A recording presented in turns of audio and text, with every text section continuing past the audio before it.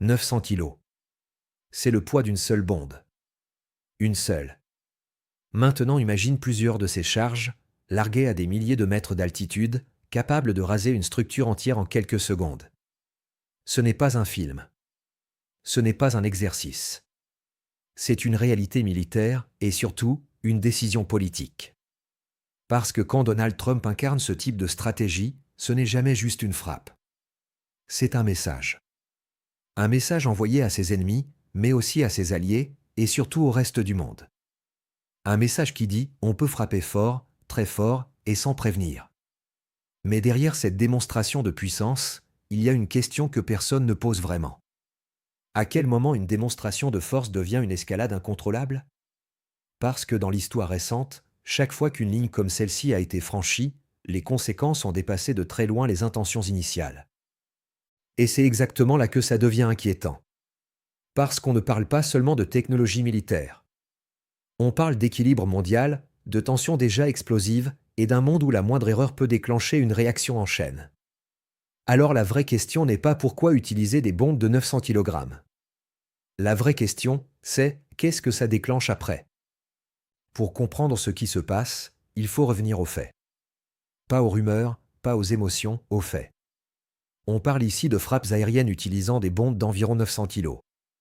Ce type d'armement n'est pas utilisé au hasard. Ce sont des bombes lourdes, souvent guidées avec une précision extrême, conçues pour atteindre des objectifs bien spécifiques, des infrastructures militaires, des positions fortifiées ou des installations difficiles à détruire avec des armes plus légères.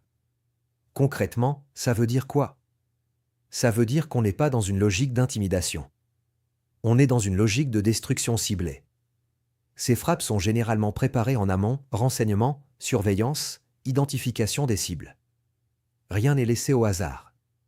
Chaque impact est le résultat d'une chaîne de décisions, à la fois militaire et politique. Et c'est là que ça devient intéressant. Parce que ce type d'opération ne sert pas uniquement à neutraliser une cible. Elle sert aussi à envoyer un signal. Un signal qui dit « on sait où frapper, on sait comment frapper, et surtout, on est prêt à le faire ». Dans ce genre de situation, la puissance utilisée est elle-même un message. Utiliser une bombe de 900 kg, ce n'est pas anodin. C'est montrer qu'on est prêt à monter d'un cran.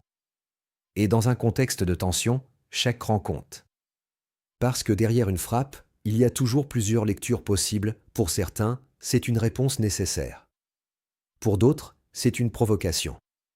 Et pour les acteurs directement concernés, c'est souvent une ligne rouge. Ce qu'il faut bien comprendre, c'est que ce type d'action s'inscrit rarement dans un événement isolé. C'est souvent un épisode dans une dynamique plus large, tension régionale, rapport de force, stratégie d'influence. Et dans cette dynamique, chaque frappe compte, chaque décision pèse, chaque démonstration de force peut changer l'équilibre. En résumé, ce qu'on voit, ce n'est pas juste une bombe qui tombe. C'est un enchaînement de décisions, une stratégie en action et un message adressé bien au-delà de la cible. Maintenant, la vraie question, ce n'est pas seulement ce qui s'est passé, mais pourquoi ça compte autant. Parce qu'une frappe de cette ampleur, ce n'est jamais un simple événement militaire. C'est une décision stratégique qui dépasse largement le terrain. Dans les relations internationales, chaque action envoie un signal. Et plus l'action est forte, plus le signal est clair. Utiliser des bombes de 900 kg, c'est dire quelque chose de très précis, on ne joue plus dans la dissuasion symbolique, on est dans la démonstration concrète de puissance. Et dans le cas de Donald Trump, cette logique est bien connue. C'est une approche basée sur le rapport de force direct. Montrer qu'on est capable d'aller plus loin, plus vite, plus fort, pour prendre l'avantage psychologique. Mais ce qui est essentiel à comprendre, c'est que ce message ne s'adresse pas uniquement à la cible. Il s'adresse à 3 niveaux en même temps. Premier niveau, l'ennemi direct. Le message est simple, nous avons la capacité de vous atteindre, peu importe vos défenses. Deuxième niveau, les alliés. C'est une manière de dire on agit, on assume et on prend les devants. Ça peut rassurer ou inquiéter. Troisième niveau, le reste du monde. Et c'est peut-être le plus important. Parce que là, le message devient global, voilà jusqu'où on est prêt à aller. Et dans un monde où plusieurs puissances se surveillent en permanence, ce genre de signal est immédiatement analysé, interprété et parfois imité. C'est là que le risque commence à monter. parce que chaque démonstration de force peut pousser d'autres acteurs à répondre, à s'aligner ou à surenchérir. Et petit à petit, ce qui était au départ une opération ciblée peut devenir un élément d'une escalade beaucoup plus large. Il faut aussi comprendre une chose essentielle, la puissance militaire, aujourd'hui, c'est aussi de la communication. Une frappe, ce n'est pas seulement une destruction physique. C'est une image, un symbole, un message qui circule instantanément à l'échelle mondiale. Et dans cette logique, chaque action est pensée aussi pour son impact médiatique, politique et stratégique. En résumé, pourquoi c'est important? Parce que ce type de décision redéfinit les limites. Ce qui était exceptionnel peut devenir normal. Ce qui était une ligne rouge peut devenir une option. Et dans les relations internationales, quand les limites bougent, tout le reste devient imprévisible. Et c'est ici que tout bascule. Parce que derrière la démonstration de force, il y a une mécanique beaucoup plus dangereuse qui se met en place. Le problème, ce n'est pas la frappe en elle-même. Le problème, c'est ce qu'elle peut déclencher. Dans les relations internationales, il existe une règle non écrite, chaque action appelle une réaction. Et plus l'action est forte, plus la réaction a de chances de l'être aussi. Quand une bombe de 900 kg est utilisée, ce n'est pas perçu comme un geste banal. Pour le camp d'en face, ce n'est pas seulement une attaque. C'est une humiliation, une pression, parfois même une provocation directe. Et dans ce contexte, ne pas répondre peut être vu comme un signe de faiblesse. Donc répondre devient presque une obligation. Et c'est là que le cycle commence. Une frappe, une riposte. Une riposte, une escalade. Une escalade, une perte de contrôle progressive. Ce phénomène a un nom, l'effet domino. Chaque décision entraîne une autre décision, et très vite, plus personne ne contrôle vraiment la trajectoire.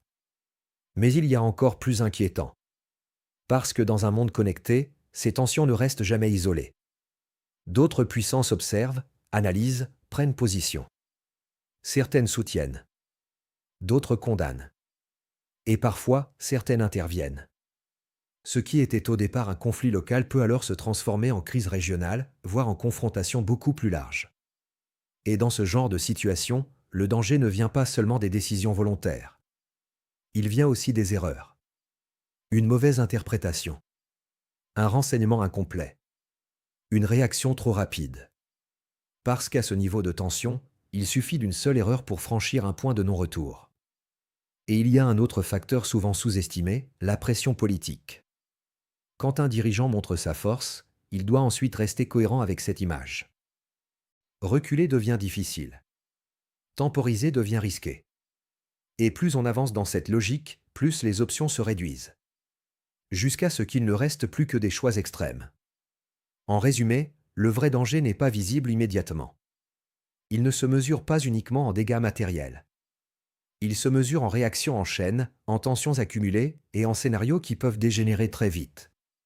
Parce qu'une fois que l'escalade est lancée, la question n'est plus de savoir qui a commencé.